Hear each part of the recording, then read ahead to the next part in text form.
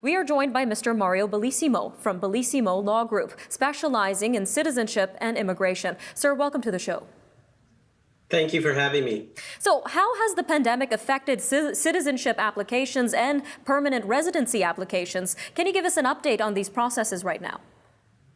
Well, like every aspect of our reality, COVID-19 has had crippling effects, and immigration processing has definitely not been immune to those effects.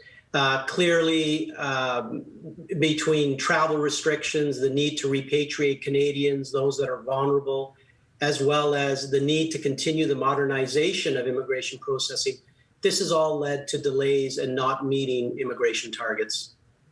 And what are some of the social and economic limitations that immigrants have in Canada prior to becoming permanent residents or Canadian citizens? Well, immigrants, as you can imagine, fuel every facet of our society, and they're, uniquely situated depending on their potential employment, what role they're playing, are they coming in through family class? But the limitations always boil down to processing times, the need for that enhanced status, the ability to fully integrate into society.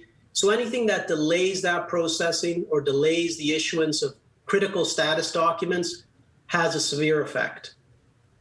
And is there any help available for citizenship and PR applicants at this time?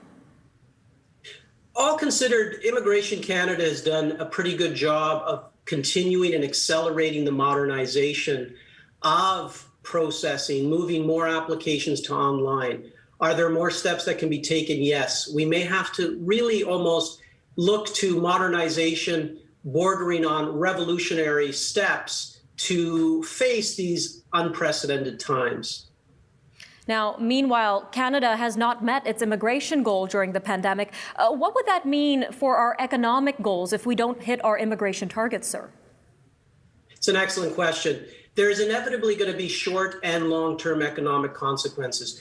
Immigration, anything from performing critical research to food supply chain issues, to healthcare, to family reunification and allowing parents to come to Canada or a spouse to re-enter with their child. All of this affects individuals' abilities microscopically to work in their own families, but also on a societal level to fuel all that critical economic need we face every single day.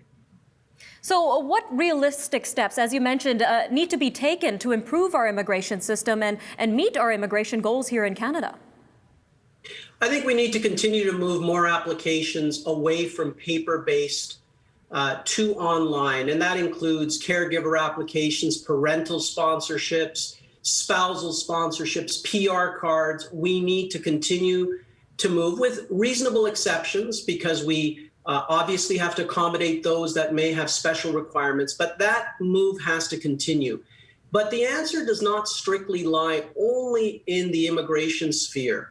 We need to move forward with fusing the delivery of medical services and fuse that with the delivery of immigration services. And what do I mean by that? Well, we see in other countries individuals that are able to arrive at a border, have their medical histories accessible on their smartphone device. These always have to be balanced with privacy concerns, but we have to be realistic. More has to be done at the border in terms of screening. That screening has to happen in an effective and efficient manner. And we have to continue the digitalization of all these services, centralizing our information sources so critical decisions can be made at the border to protect the integrity of the system, to protect Canadians, and to ensure that we stem the COVID spread, which is obviously every country's concern at this time. All right, Mr. Mario Bellissimo from Bellissimo Law Group. Again, thank you so much for your time today, sir.